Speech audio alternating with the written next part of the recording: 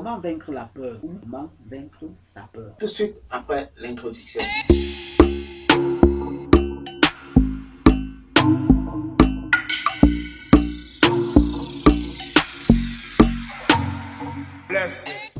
Coucou.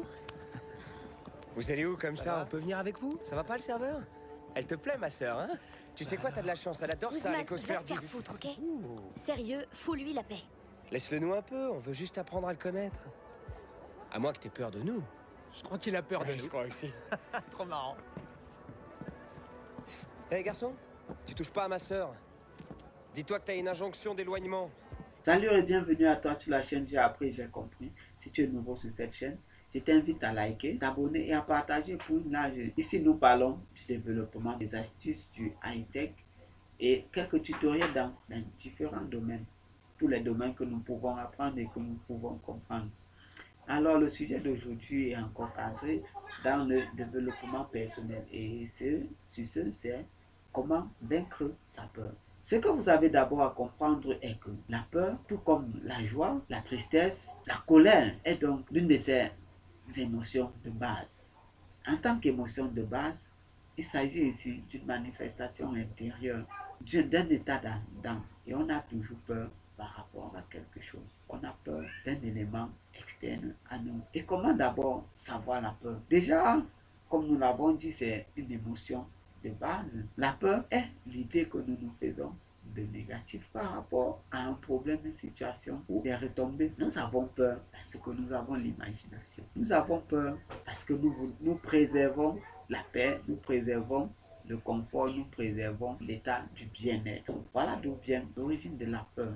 La peur est une maladie psychologique. Si nous nous empêchons de penser négativement, nous n'aurons pas peur. Ou si nous nous empêchons de préserver, nous n'aurons pas peur. C'est ça qui me fait peur, justement. En mettant cela en pratique, nous allons mieux cultiver ce que c'est que le courage. Parce que comme nous le savons tous, le courage, ce n'est pas l'absence de peur. Le courage, c'est avoir peur, mais le surmonter. Alors pour vaincre sa peur et arriver au courage, il faut d'abord savoir quelle est l'origine de la peur, pourquoi nous avons peur et comment manifestons la peur. La peur, c'est quelque chose effrayant. Et nous avons peur quand nous sommes encore vivants. Seuls les vivants ont peur. On n'a pas peur quand nous sommes endormis, non. Nous sommes inconscients. Quand on est vivant, on est conscient. On n'a pas peur. Quand notre capacité à imaginer et à créer est en éveil. Quand nous avons peur, c'est parce que cette capacité-là nous renvoie un résultat frustrant, un résultat qui va nous changer de position, nous changer de bien-être, nous changer notre attitude. Alors, quand nous avons une situation où nous manifestons la peur, notre capacité s'est mise en éveil et nous a renvoyé un résultat qui pourrait arriver quand nous avons peur, quand ce n'est pas encore arrivé. Nous prendrons l'exemple peut-être d'une bagarre. Souvenez-vous, plus petit, la plupart d'entre nous avons eu à faire une bagarre, soit avec des copains de classe, soit avec des amis du quartier. Bon, soit nous avons eu à être hors de nous. Avant la bagarre, généralement nous avons peur.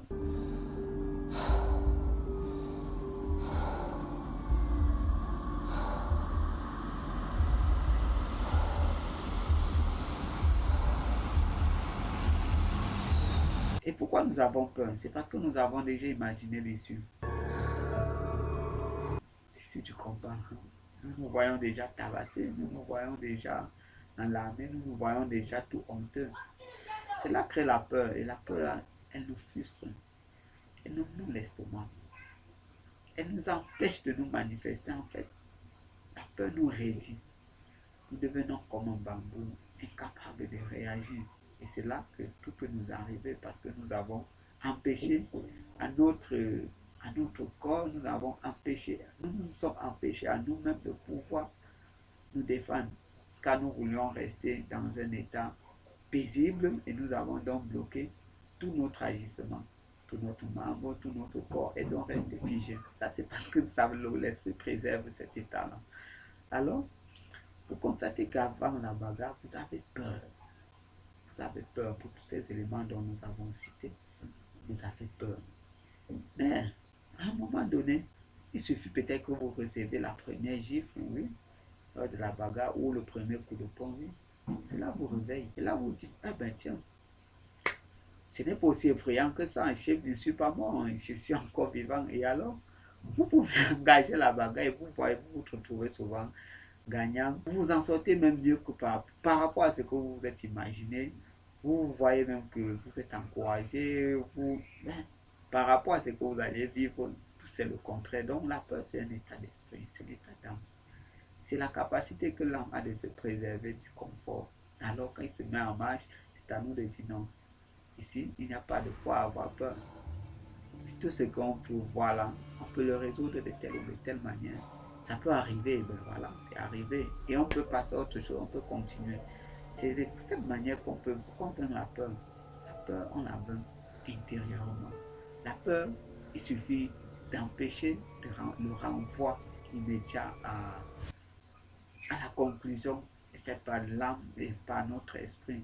Il suffit de créer une certaine limite à notre esprit de penser face à une action. Il s'agit pour nous de contrôler notre esprit créatif. Il s'agit pour nous de pouvoir dire à notre esprit, oui, ça peut arriver, mais on peut gérer. Alors là, vous serez à même de mieux comprendre la peur et de mieux la chasser. Et là, vous passez pour un courage.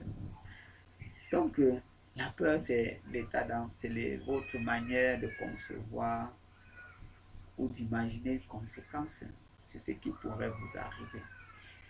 Je vous parle de ceci parce que j'ai appris et j'ai compris. Et toi?